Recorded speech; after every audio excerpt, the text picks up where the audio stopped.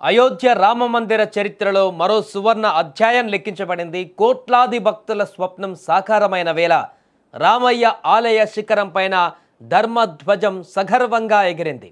ఈ అద్భుత ఘట్టాన్ని ప్రధాని నరేంద్ర మోదీ తన చేతుల మీదుగా ఆవిష్కరించారు.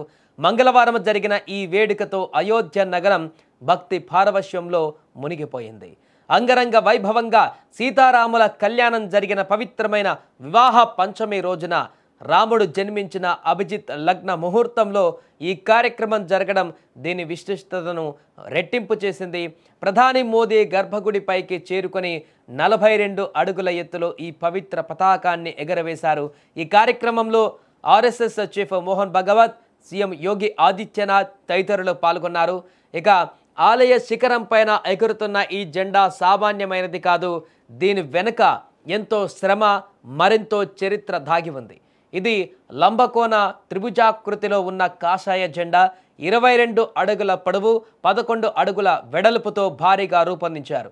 రాముడి శౌర్యానికి, తేజస్సుకు ప్రతీకగా జెండాపై సూర్యుడి చిత్రం, అయోధ్య రాజముద్ర అయిన కోవిధార వృక్షం మరియు పవిత్ర ఓంకారాన్ని బంగారు దారంతో ఎంబ్రాయిడరీ చేశారు.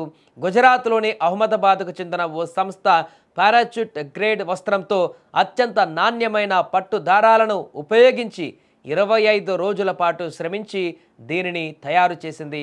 ఇక ఎండకు వానకు చెక్కు చెదరకుండా ఉండేలా దీనిని తీర్చిదిద్దారు. ఈ జెండా పైన ఉన్న కోవిదార వృక్షం వెనక ఆసక్తికరమైన పురాణ గాథ ఉంది.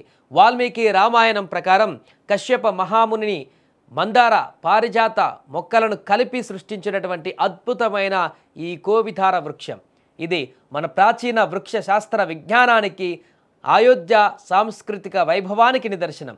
రామరాజ్య ఆదర్శాలకు, భారతీయ ఐక్యతకు ప్రతీకగా నిలిచిన ఈ ధ్వజం ఇప్పుడు అయోధ్య ఆకాశంలో సగర్వంగా రెపరెపలాడుతోంది.